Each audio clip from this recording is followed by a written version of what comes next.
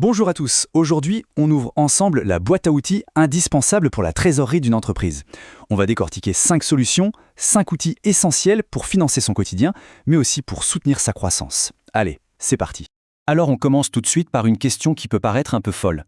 Comment une entreprise qui est rentable, qui fait des bénéfices sur le papier, peut se retrouver à court de cash au point de ne plus pouvoir payer ses salaires? Ça semble dingue, non? Et pourtant, c'est un grand classique. La raison est toute simple, ce sont les décalages de paiement. Vous payez vos fournisseurs tout de suite, mais vos clients, eux, vous payent à 30, 60, voire 90 jours. C'est ça, le fameux défi de la trésorerie. Et c'est précisément ce qu'on va apprendre à gérer aujourd'hui. Voici le programme. D'abord, on va bien poser le problème, ce fameux défi.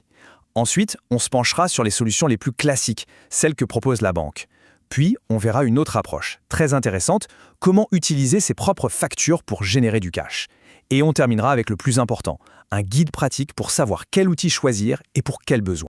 Bon, pour bien comprendre, le défi de la trésorerie, c'est un peu comme essayer de remplir une baignoire qui fuit. Les sorties d'argent, les salaires, les fournisseurs, les charges, c'est la fuite, l'eau qui s'écoule en continu. Les entrées d'argent, les paiements de vos clients, c'est le robinet, qui coule souvent au goutte à goutte. Le but du jeu, c'est de trouver une solution pour combler ce trou permanent entre les sorties et les entrées. Alors, on attaque avec la première catégorie d'outils. Les plus connus, les plus traditionnels, les solutions bancaires. Ici, l'idée est assez simple. On va emprunter de l'argent pour combler ce manque de liquidité. Le premier, c'est bien sûr le découvert bancaire.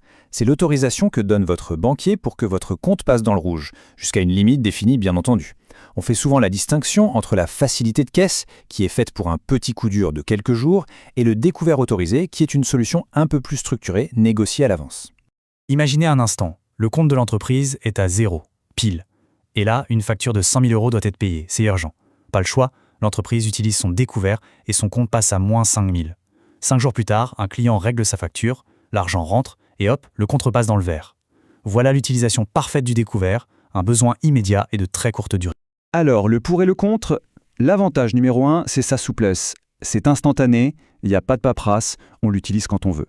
C'est un peu le pompier de la trésorerie. Mais attention, le très gros inconvénient, c'est son coût. C'est une solution qui est très très chère. Les fameuses agios, les intérêts peuvent grimper en flèche. En clair, c'est un outil d'urgence, surtout pas une solution de long terme.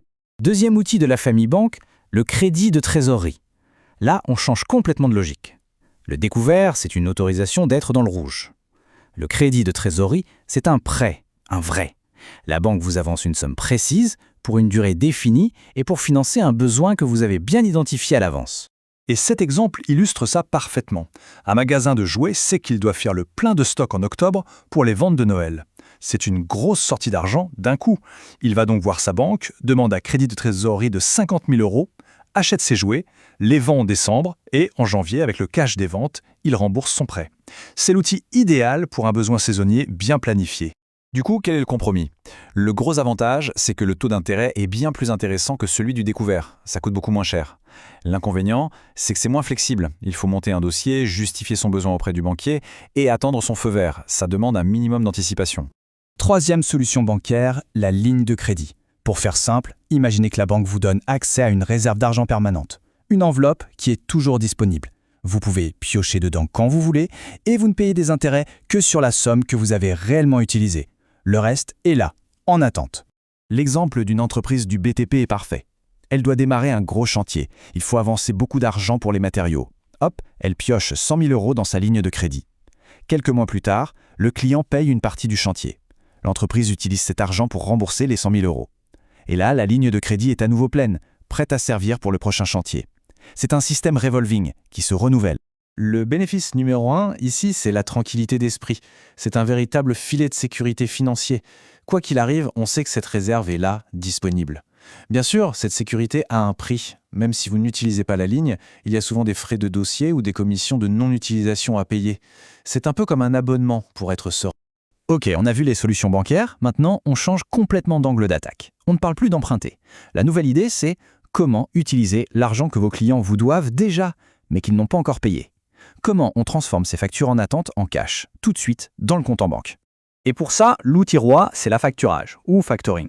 Le principe est ultra simple. Vous avez une facture, mais votre client vous paye à 60 jours. Vous ne voulez pas attendre. Eh bien, vous pouvez vendre cette facture à une société spécialisée, qu'on appelle un factor. Et lui, il vous verse l'argent tout de suite, en prenant une commission au passage.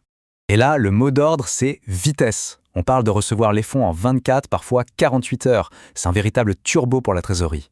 Prenons un exemple concret. Une agence de pub envoie une facture de 20 000 € à son client.